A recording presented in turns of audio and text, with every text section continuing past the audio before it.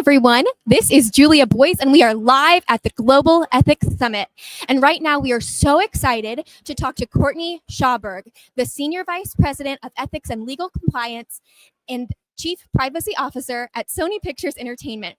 It's Courtney's first GES with us, and we're so happy to have you, Courtney. Thanks for having me. So, brass tacks, I want to know, what is something that has happened over the last 2 days that you have been surprised by or really excited by? I think it's the community.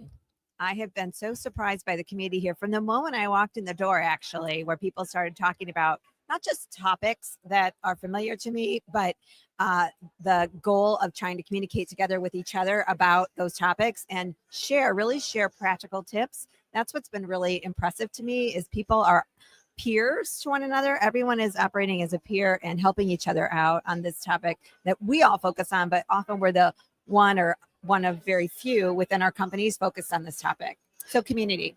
I love hearing that. And I agree. I think the community that we have here is just really, really special. So it's really cool to hear that, especially from your point of view. Mm-hmm. As a quick follow-up, I'm kind of curious to hear some of the nuggets of wisdom maybe you've heard or something that's really struck you that you are excited to take back to your team. There have been many. I have been taking notes almost as much as I've been listening. There have been so many good nuggets, but some of them that stand out. Yesterday, we had a great presentation or interview with Larry Thompson. And one of the things that he said that I thought was so valuable was, if you have 100,000 employees, you have 100,000 people responsible for compliance in your company. And I think that's really true. We often think about it as it's our code, it's ours to roll out to people. But in reality, what we really need to be doing is thinking about everybody in the entire company as being our partners. And when you put it like that, I think it's a really great way to frame it for everybody.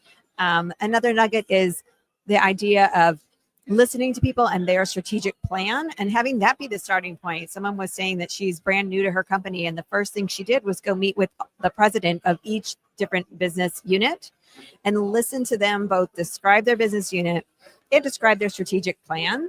And I think that's so valuable. And then she said, and then I could figure out how I wanted to tailor my compliance agenda to exactly what each business unit was doing in a way that would be best heard by them. And I thought that was very well put. Wow. Thank you for sharing that. That's pretty incredible. Mm-hmm. So as you look ahead to the rest of GES, we have a lot more on the agenda. But before we jump ahead to tomorrow, you just spoke on an incredible panel that was live streamed and is recorded. In case you didn't get the chance to watch it, we're going to have it available to play replay. But Courtney, I was wondering if you could share a little bit about some things that really struck you about the session you just spoke on and things that you really hope that we all can take away from that session. Sure. So the panel was about post M&A integration. And I really enjoyed the conversation that we had with the different panelists. We were from different industries, doing a different number of acquisitions, different types of acquisitions. Aside from the fun facts that we shared about ourselves, which is also a reason to catch up with that recording. It was kind of fun. Aside from that, though, it was really interesting to see how different people approach the process of M&A integration. At what point do you start? Is it early in the diligence process, or is it later on once the deal has closed? Lots of practical tips every step along the way. So I loved hearing the different tips that different people had about how they do it differently. Awesome. Awesome. If you haven't gotten the chance to watch that, make sure you catch it in our event portal.